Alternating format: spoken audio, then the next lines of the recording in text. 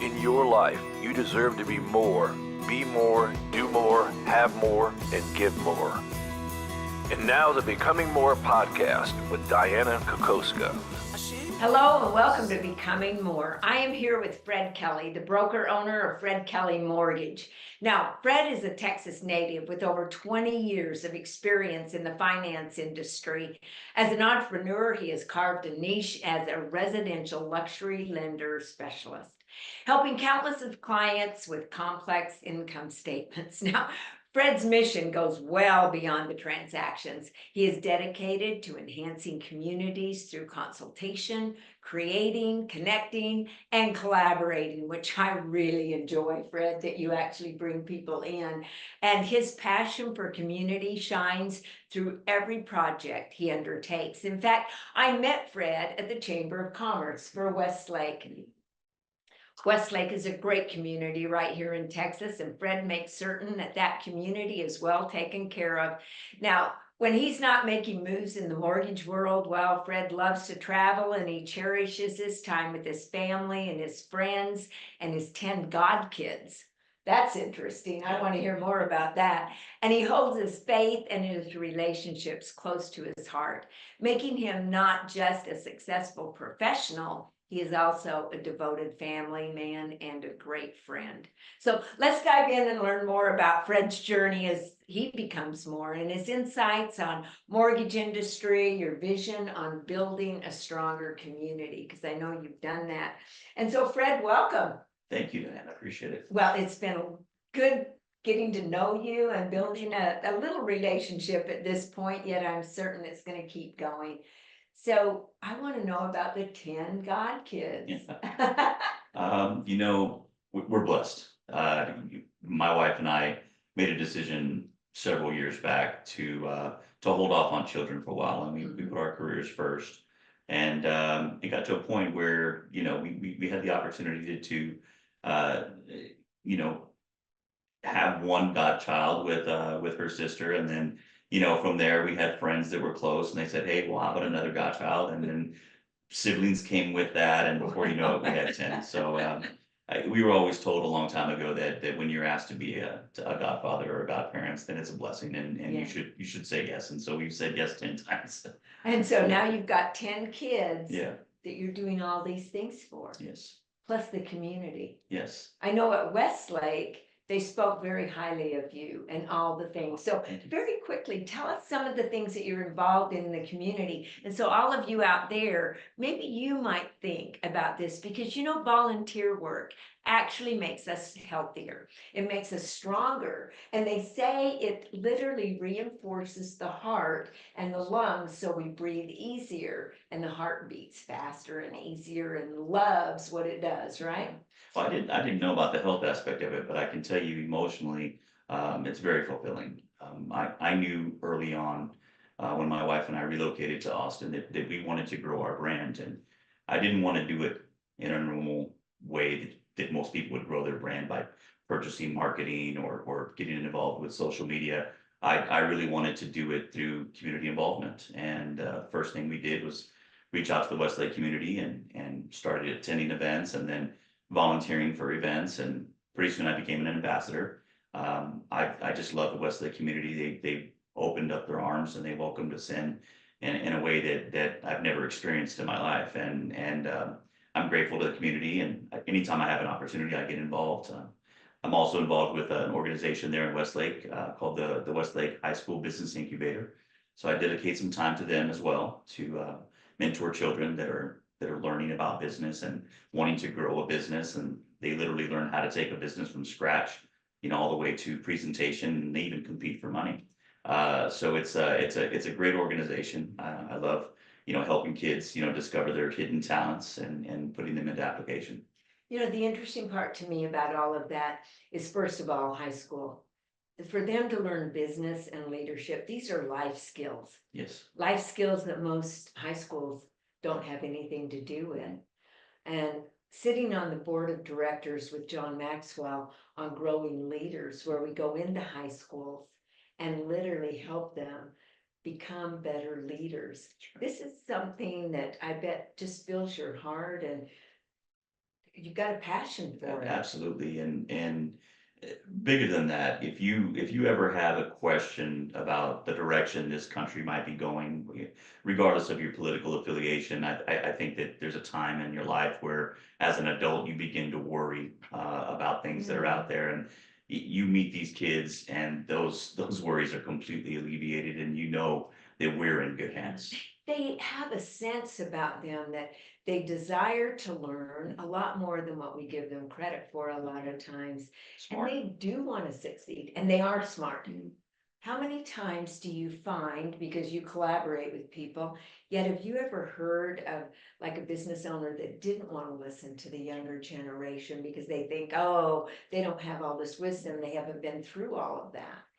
They come with a different set of skills. They understand the world in a way that sometimes is complex to adults. Yeah. It's changing so fast. When we think about just the advent of the iPhone, it was in 2006 when we got this smart device in our hands, and a lot of these kids, literally all of them in high school at this point, have never had a life without one. And they're discovering things at a faster pace. They're understanding things at a faster pace, and it behooves us as leaders to listen to the wisdom they want to impart to us, because we can take that and apply it with our wisdom of age, and really create a better future, not only as leaders but for our communities. You know, it reminds me of Tim Elmore talking with us at our Nashville event, and he said that there was an owner of a paint store. And so Fred, what this gentleman did was he hired this young kid to work in paint. And the kid started doing these TikToks about, you take this color and mix it with this color, and this is what you do. And if you want to put flowers on the wall, this is how you tape your wall. Now he's instructing people and selling paint at the same time. So he goes to the gentleman, the owner, and he says, hey, look at what I've been doing. He has over 1 million views. Wow. This kid has a following. And the guy gets upset at him and fires him for doing TikToks while he's supposed to be selling paint. What the guy didn't get is he was selling more paint. Now, the kid went down the street, somebody backed him to start his own paint store. He took over all the business. So sometimes if we don't listen, we're in trouble. Oh, for sure. And two things I hear there when you tell that story. He was passionate. He had a lot of passion behind what he was doing. And, I think anytime, I went through a time as a leader, especially in the business world when I was in finance, where I was considered to be the manager that was brought in to, either ship them up or ship them out. Oh, and I had this reputation as a person that would terminate people, unfortunately. And it wasn't until I ran my own company that I realized that people aren't disposable. If they are failing in their role, it's a direct reflection of my ability to lead them.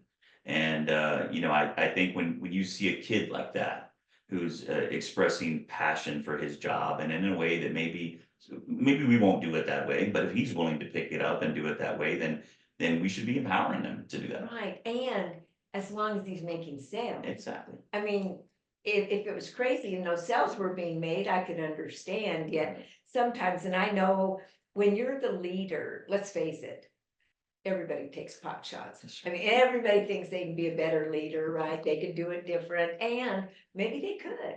Yet these young kids, they seem to be they understand becoming more. That's right. They want to become more. Mm-hmm. Every single day, their passion drives that excellence. That's right. And so I know that when you started your mortgage company, you didn't start it to really make a profit, even though that was part of it. Sure.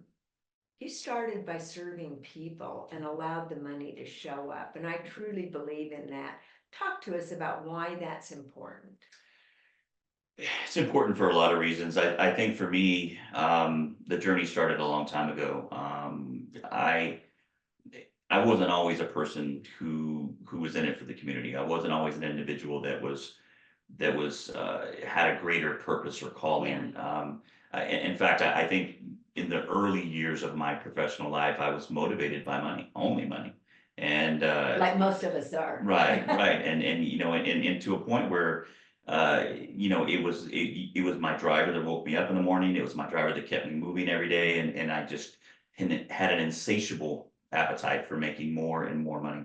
And it got to a point where it really kind of ate at me, and it ate at my ability to lead. It ate my ability to make good decisions, rational decisions for my company. And it got to a point where, I had to take a step back and really reflect on why I wasn't happy, why I was still feeling, underwhelmed and unfulfilled, in the light of having a business that most people would consider, moderately successful, I think, with some introspection, I realized that I wasn't feeling it hard. I didn't have a greater calling. I didn't have the passion behind what I was doing. And it took a lot of time to really admit that to myself and tell my true story, which was not this Hollywood version that really everybody else was seeing. When you watch these movies that are based on a true story, there's that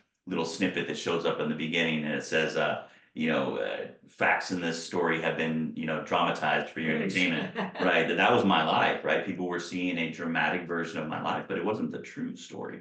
And, I had to be real with myself and really take a reflection on that. Was that to be real with yourself? It was very challenging. I think, it was probably one of the most difficult things that I did. Did you ask yourself certain questions? Sure. Sure. Could you share some of those with us? Yeah, I mean, I had to really look myself in the mirror, and it was literally a looking in the mirror, staring at myself in the mirror and saying that, I wasn't happy with the person that I was. I wasn't happy with the decisions that I'd made. I wasn't happy with where I was in my life emotionally. And I had to really kind of face that and come to terms with the fact that it was self-imposed, but that I had the power to change it. And isn't that the greatest part? And so once you changed and you put service ahead of money, I'll bet the money showed up better. You know what? It did. It did, but in a different way. Now it's not. I'm not counting dollars like Scrooge McDuck. I'm seeing opportunities to help others. So, a few years ago, my family lost my mother, and we now have the responsibility of helping to care for my dad, and I do have those 10 godchildren, and we're caring for my wife's, parents, my in-laws, and there's the older they get, the more care they're going to need. So I see the ability to make income as a way to improve and enhance their life, and as a way to offer more jobs to people in the community, and as a way to grow my business so that I can continue to serve the community. So it's a different way. I see money in a different way than I saw years ago. Yeah, they say money is good for the good it can do. And it sounds like generosity is part of your life. Yeah, I would say so, and not always. I mean, monetary is important. I think that's the part where you can actually help people learn to do things better. I think there's an old a story in the Bible that says, teach people to fish, and don't just give them fish, right? I'm probably getting that all out of context, but that's really that's just really what we're meant to do. I think with income, when wealth is thrust upon you or given to you through hard work or through windfall, I think that the best thing we can do is create an environment for people to thrive. Exactly. So let's talk a little bit about business and give some ideas of what people can do that are listening to us about how did you start your business from scratch? Because it was just you. Yeah. Well, first, I had experience in the mortgage industry. I worked for a bank, and I was very fortunate to have a mentor that taught me so much. And not just in terms of how to structure a mortgage, but just the business in general, how to work with people, how to work with realtors, how to work with your closing agents, how to network and build a group of. So I want to stop you there because you said mentor. If you've got the right mentor, you go a lot of places. Sure. Yet a lot of times people say, oh, they're my mentor, yet they're really not helping the people. So what did you look for in that mentor, and why did you stay with them? My mentor allowed me to be me. He didn't try to change me. And if anything, he just empowered me to use the skills that I had already brought to the table. I'm one of those individuals that if you try to restrain me or contain me, I'm going to fight against the system, and I'm going to find a way to do it my way. And instead of trying to rile me in, he just let me run, and he put guardrails on me and allowed me to make the mistakes that I made through as I was learning and stumbling through the industry. But he really drove me to a lot of success and encouraged me to take on deals. In fact, I would tell people all the time that in my very, very early days, and I was approaching individuals, and they would tell me, can you do a simultaneous closing second with your first? I didn't know what that meant at the time, but I was like, sure. And the only reason why I was so confident is because I knew I had this incredibly knowledgeable person behind me that had my back, and he had so many years of experience that he would help me, get through anything. And great mentor. I owe him a lot. We're still friends today. I make it a point in my career to befriend other really knowledgeable loan officers, because we can't do everything for everybody. Right. I want to make sure that if I'm engaging with an individual in a mortgage transaction, that if I certainly can't give them the best solution, that I can refer them to somebody who can. You know what I like about that is a lot of people see other folks in the same industry as, competition, and you see them as somebody that can help complete whatever the client needs. And I love that about you. What I heard with mentoring is that you want somebody to empower you, someone to educate you, someone to encourage you, and just help push you by putting guardrails up, yet not pushing you in the direction they want to take you. Right. Yeah, allowing you to run, you said. So you've got this mentor, and I believe when you drink the water, don't forget who dug the well. That's right. So how often do you see him? Has he mentored other people? Absolutely. And in fact, I just saw him a couple weeks ago. We had coffee. He's a very successful businessman, not just in the mortgage field. He's still in the mortgage field, but he's also a very successful businessman, has other businesses outside of the mortgage world. And I saw his partner today, and in fact, we were just talking about some things that we're going to be collaborating on in the future. So more to come with that. So you still have all this stuff going. Are you mentoring? You're mentoring these young kids in the high school. Any other mortgage lenders that you're mentoring? I am. There's a few mortgage lenders that I'm mentoring right now. In fact, as we're growing Fred Kelley Mortgage, I'm looking to bring on some talent. And I think what I'm specifically looking for in those individuals is I'm looking for the desire to serve. It's a prerequisite with Fred Kelley Mortgage that these individuals be involved somehow, some way in the community. They have to have a servant's heart. The company that I want to create and that I want to have impact the world is a company that does more than just close transactions. I really think that our ultimate job is to enhance the communities that we have the blessing to draw a living from. And it's a prerequisite for them. So yes, I talk to mortgage loan officers all the time about not only improving themselves from a knowledge perspective, but also encouraging them to reach out, find that thing that wakes them up in the morning and just really drives them, and use their work as a catalyst to get them to get involved with that organization more. So what drives you? What is the passion that you have? Because I hear it in your voice, and I know community is part of it. Yet when you wake up in the morning, how do you set your goals, or do you have goals for the day? I do. Yes. Everything's about my family. Everything's Okay. about my family, my wife, my godkids, my dad, who's near and dear to my heart. You brought up a story about paint earlier, and it's funny because I had a very important impact moment of my life, but I didn't realize how much it impacted me until after I had gone through my self-reflection. And this story came to mind, and it really called me present. And once I realized what I was seeing at that time, I thought to myself, that's what I want, and that's what I'm after every day. And essentially what it was is I was working as a sales trainer in a bank, training bankers how to be good bankers. And one day, or this gentleman used to come into the bank every Friday. He was a painter, and he would come in and he drove this little white Datsun pickup. I'm not sure if you're. Now, wait, you're inside the bank and you know what kind of car he drives. Yeah. That tells me a lot about, your customers. Yeah, I did. I knew him pretty well, and he would drive up in this little white pickup, and I don't know if your viewers can envision this, but it's that little white two-door Datsun pickup, and it was covered in paint on the back of the truck, outside the truck. He would come in his painter suit, had paint all over him, and his hands and his hair, and he just walked in every day with the biggest smile on his face, and he would cash his $400 check. It was what he made for the week. And at that time, again, I have to remember, I was very money driven. I was like, I would think to myself, how can this man be so happy with cashing this $400 check? And I would always ask him, Mr. Cortez, how's your day going? He's just going great. Oh, Said wow. He was excited. Yeah, he's like, I'm gonna cash this check. I'm gonna go buy a piñata on the way home for my granddaughter. And we're gonna go and we're gonna barbecue this weekend. It's her birthday, and we're gonna have an amazing time.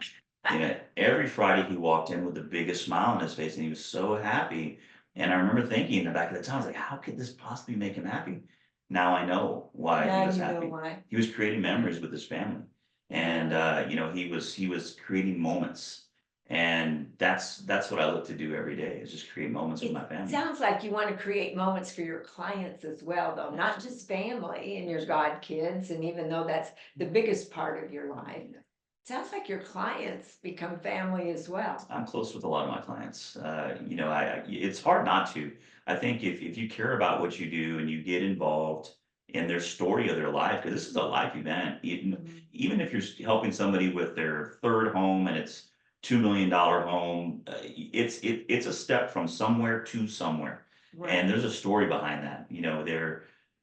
I helped a gentleman who was very successful in business, and he was buying a home in Arkansas, and he was relocating, and the entire thing that was driving him is that home was going to be closer to his grandkids, so that he could be closer to his grandkids.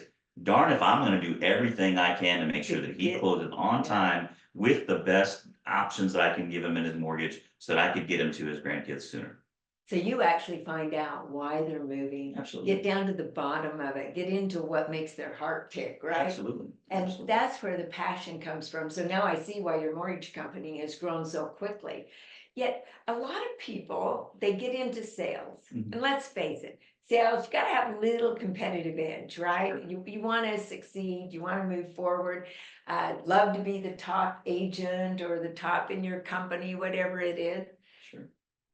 Sometimes that recognition can start driving us to where it's about our ego, not about the gift we've been given, right? Sure. We talked about, money being a big driver for me in the beginning. In the beginning, revenge was one too. I grew up in a neighborhood where it was a poor neighborhood. There's no other way to put it. We didn't have a lot of money growing up. And it was a violent neighborhood. We grew up in a neighborhood. It was the best my parents could do at the time. And there was a lot of bad people around us. And so you build up an armor when it comes to that. And, not only to protect yourself emotionally, but to protect yourself physically. And I grew up with this kind of smug demeanor that if I was slighted, I'm going to make sure that you understood I was unhappy with you. And in business early on, if I felt I was slighted, I wanted to be successful in spite of you. I wanted to, but those are the wrong drivers in life, and it wasn't until after my introspection and my realization that will never make you happy. It's interesting because that saying, revenge is the greatest success. I wondered, where did that come from? Absolutely. Is that the driver that you've got to make somebody wrong or whatever it is, instead of forgiveness and just keep moving on? Forgiveness is the best way to go, because there's always going to be someone to prove wrong. You're never going to get to that euphoric moment when you're like, okay, I've proven everybody wrong and life is grand. There's always going to be somebody to prove wrong. That can never be your driver. At least I found it couldn't be for me. And so, so later on, it wasn't until I really realized that I had to have something, more powerful drawing me forward. And And it's the ability to create these moments in my life with my family, and these abilities to really help my clients in a way that's impactful, delivering this exceptional service that I believe they can't receive anywhere else. But also making sure that in every transaction I do, it's a win-win, that I'm imparting just as much to my client as I'm receiving from them. That's awesome. Now, let me ask you, Fred, as far as keeping in touch with your clients, you said many of them are friends. How often do you call them, reach out to them? And do you do that by email, by phone calls? Talk to us about how do you keep in touch and build relationships? We do live in a world where it's become acceptable now to do a lot of email and text, and I will say I'm guilty of that. And in fact, I've been told by several mentors that if I want to take my business to the next level, I got to start picking up that phone and making And talking to the people. and making the phone call. Now, let me ask you though, how many do you find actually answer the phone? Not many. Yeah. That's what I'm finding. I call these people and it's like, hello, does anybody pick up their phone anymore? And you text them and they answer right back and That's you're right. going, you were just by your phone. Right. And I think it's just the world we live in, now. We're all And, going so fast. Yeah, I really do. But, I think sometimes just making the effort, to pick up the phone, I think matters. Or even I've been noticing lately, a lot of agents out there are doing the little video clips and they're Yeah. texting those people. And I think there's some ways to really let clients know that in an unmanufactured way, you're thinking about them. Isn't that what's important, and not a fake way like, oh, it's that time of month, I gotta call so-and-so again, because it comes across that way. So finding that joy comes from within. Sure. You've got to manufacture your own joy, so to speak. That's It's a choice. What do you do in the morning or when things start going a little bit sideways to get back into that joy? This is gonna sound preachy, but I pray. I make sure that I put my focus on where it should be, and I everything we have, even the bad moments in life, in life, we have the ability to learn from, and we have to be grateful for all moments that we experience. And so in those moments, I really just try to slow down and just remember to talk to the big man and ask him for advice and the discernment to make good decisions going forward. It's okay to stumble. I think that's the part that a lot of people get caught up on. They start to think like, well, I failed, or how do I come back from this? It's okay to do that because there's a moment to learn in that failure. What is it about people that they don't want to fail? They don't want to make a mistake. I think perfection is so overrated. In fact, it's almost smothering. Sure. And we're surrounded by it. Did you have a Yeah. problem with perfection at any time? Every day. I'm one of those individuals that when I get home, my keys go in the exact same place every time. My wallet goes in the exact same place every time. I go through my routine every day, and so I do have a bit of OCD when it comes to that. But you have to give yourself room to make mistakes, and I think that there's a lot of humility in that. There's a lot of humor in that. Sometimes you just If you allow it. for sure. If you allow it, and the For sure. humor, Yeah. when we look at everybody, I always say God must be laughing all the time. Oh, okay. With all the crazy things. And I'm glad that you said that, not that we want to ever put our faith on you. That isn't what this podcast is all about.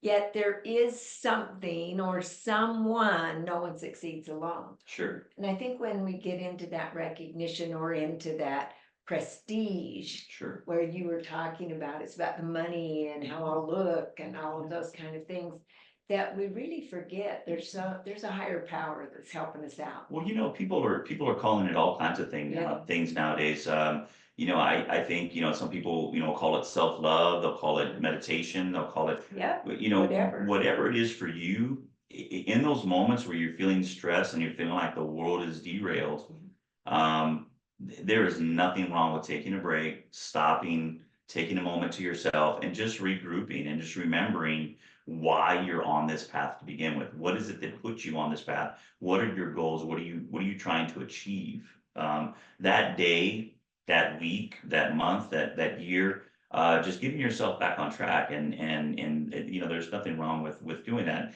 And I think it's because we're trying to live this life of many times of obligation. You know, we're surrounded by Instagram and Facebook and TikTok, and people are just putting out these perfect versions of their world, and And it's not real, is it? it's not real. I mean, and, hey, let's stage this picture so it looks like we're having a Sure. good time. Sure, these are perfect, these could be perfect moments in their life, but it's not what their life is like all the time. And I think, you know, if we just take a moment to realize that, and not have a life of obligation to live these imperfect moments, but instead have a life of purpose and intent, I think that people will find a lot of happiness in that. Yeah, when you really delve into it, every single family out there has some kind of dysfunction. Sure. Somewhere, somehow. Sure. And we are not gonna get through it without our struggles. That's right. The struggle brings new life. Struggle makes us grow. So talk to us about maybe that one time that, man, you were really struggling. I mean, Yeah, you know, I think there's several moments that I can recall right off the top of my head, but I would think most recently, and probably one that will resonate with a lot of people that are listening right now, is through this economy right now. I think that I was just talking to my mentor's partner today, and he was talking about, he's in real estate as well, and he was mentioning how things have slowed down, and I think for a lot of us, even as us successful people in the industry, it's slowed down. I mean, if you take your average high performer in the market, their business has slowed down by about 40 or 60%. I mean, imagine 40 or yes, they have to 60% of do your a business. research. Yeah, we have to do a lot more to get by, and it's because of this economy. So I think that in itself is a bit of a struggle, but if you can either sit and you can wring your hands and you can think about all the things that you're not doing, or you can realize that it's an opportunity to grow in other ways. I've been a lot more involved in my community and other organizations than I had been in the past, and I've been able to grow my company in different ways that I hadn't been able to or had the time to do in the past. I've had a lot more attention to give to my family and my wife, and moments with them, and I wouldn't trade that for anything. There isn't 100 mortgages out there that I would take over those. So what I hear you saying is that being grateful for what's happening, regardless of where you are in your life, be grateful in all things, right? And then getting out there in the community, getting to know the people. It's a contact sport. It is. Let's face it. It And a is. lot of people want to do well without the contact. Absolutely. They want people to come to them. Right. Now that's back to ego and recognition, isn't it? Yeah, it can be. I think it depends on how you look at it. That the name of my company, for instance, let's take that for example. Fred Kelley Mortgage. Someone could look at that and say, well, this guy's got an ego. I look at it as transparency. I look at it as unassailability, because you aren't going to run into, if I were to name my company Apex Mortgage, you're not going to run into Apex Mortgage at HEB. You're going to run into Fred Kelley at HEB. You're going to run into Fred Kelley at an event. You're going to run into Fred Kelley, out at a concert. And so I have to stand by my work, because my name is my work. It's your reputation. It's everything. It's your character. That's My niece, cousin, I had to stop and think for a minute. Absolutely brilliant businesswoman. And I remember when I was starting my own real estate company way back when, and thinking about what should I call it? And she goes, you call it your name. People want to know transparency. Sure. They want to know somebody that they can literally call up and scream at if they need to. Yet she said, you will do more by taking responsibility and having your name, your character, your reputation be what drives the company versus anything else you can do. And I found that to be very true. Absolutely. Because every sign that went up that said the Kokoszka Group, we wanted to make certain that that meant a certain thing to anybody that looked at that sign. Absolutely, and that's coming from somebody who's had an incredible career in real estate. And I continue to run into people from Keller Williams, and right. and I'm not sure if I'm allowed to say their name on here, but I know a lot of them. Yeah, they gush about you. Well, it's not about me. It's about the gift that God gave me and the people being able to do what you did. Yeah. It's always about the people. And you may be upset at them. It's kind of like your kids, your God kids. You love them. That doesn't mean you always give them their way. Yeah. I know. I've had clients that definitely will we'll test your patience. But I'm grateful for them too, because they've allowed me to grow and learn in another way too. Okay, I've got to find out, when somebody's testing your patience, now you said you prayed earlier, Sure. is there anything else that you can do? Yeah, you can just maybe drink a nice stiff glass of whiskey and get through it. Now, that's the honesty Yeah. coming out, that's Yeah. for sure. Yeah. You know, it's interesting, I had a lady call me the other day who was really into fear about Mhm. something that was happening, and we all get there. Yeah. Change is fearful many times, and literally it was about, okay, I'll either pray with you, I'll help you breathe, and there were times she'd just call and I'd go, okay, let's do the breathing. In 2, 3, 4, hold it 2, 3, 4, out 2, 3, 4, hold it 2, 3, 4. I mean, and she goes, okay, I feel good, I'm ready to go again. You know, we all have those little techniques, Yeah. and sometimes we have to help each other Sure. with those. I box, and I try to box at least 4 to 5 times a week, and that is Now, a with somebody or just with the, little bit of both. Oh, Yeah, okay. I train in the gym, and then we do some sparring and things, and it really is a fantastic way to relieve stress. It's also, I have found, at least for me, a fantastic way to train the mind, because in boxing, it's a beautiful science that you are constantly learning to defend and attack at the same time, and there's a lot of technique behind it, and really you can apply most of what you learn in that sport to business. You're either defending or attacking or growing, at any point in time, and so it gives you a and you gotta tactical keep mindset. moving. You have to always Yeah. keep moving. You know what I loved about that, and it's funny because back in Denver, I had a trainer and I had I put on the boxing gloves and I had the bag and I had the ball where you learned how to, and that was challenging. Sure. So it didn't come back and hit me in the face. Yeah. Did that ever happen to you? No. Oh, okay, well, guys, you're better. I was Yeah. going like this, and sometimes it'd come back. It is like business though. It is. You keep moving. That's right. Sometimes you're on the offense, sometimes you're on the defense. Offense is a lot better.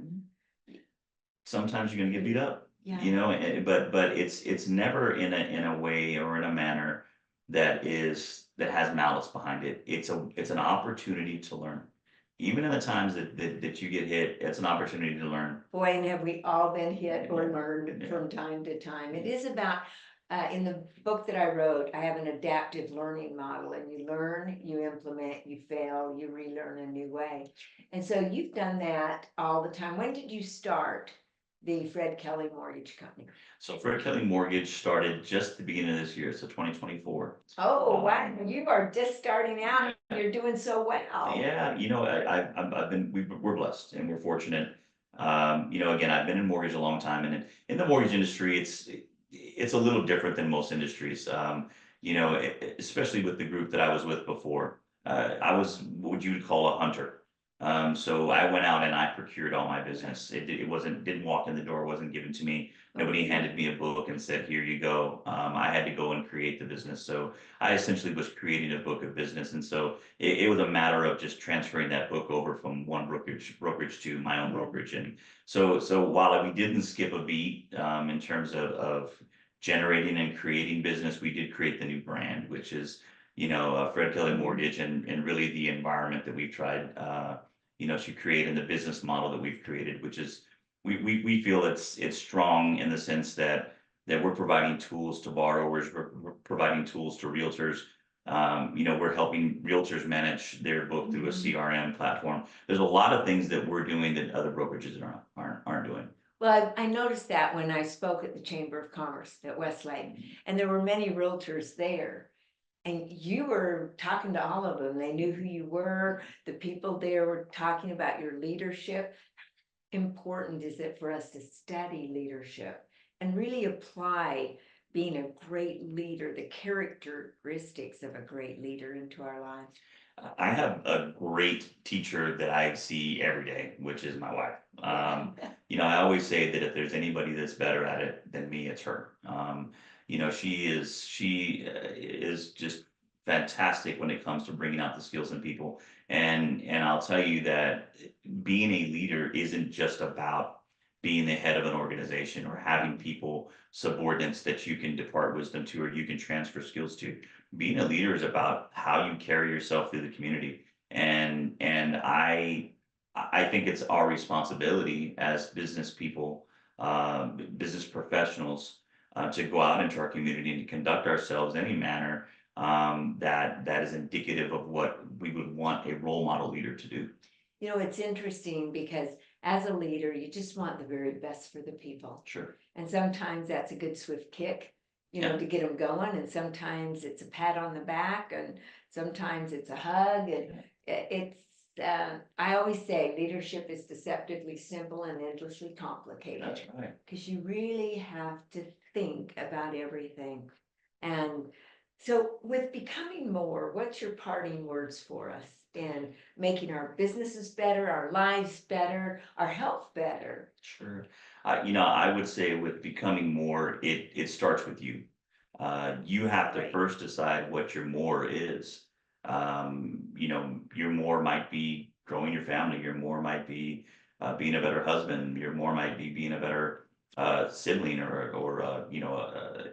you just find your more. I think that's the first thing. You have to have the courage to look yourself in the mirror and really tell your true story and find out what that more is. And then I would say, set yourself a plan, set yourself a goal, study.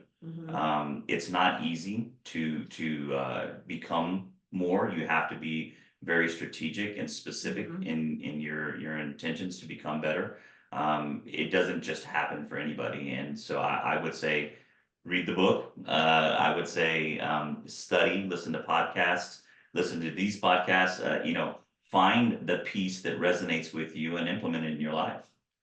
I agree. Gosh, thank you for all that you've shared with us, Fred. Now, all of the listeners out there, you're going to want to get in touch with Fred, especially if you're in Texas and you need a great mortgage person. So tell us how we contact you. I always, my business card has my personal number on it. So I would say, give me a call, send me an email. You can reach me at fred@fredkelleymortgage.com. Really simple. Kelly is K-E-L-L. EY. E-Y. Yeah, Yes. or you can contact me directly. My website has my personal number on it. Feel free to give me a call. Really, nobody has ever abused it. And, I'm asked that from time to time. It's like, has anybody ever abused? No.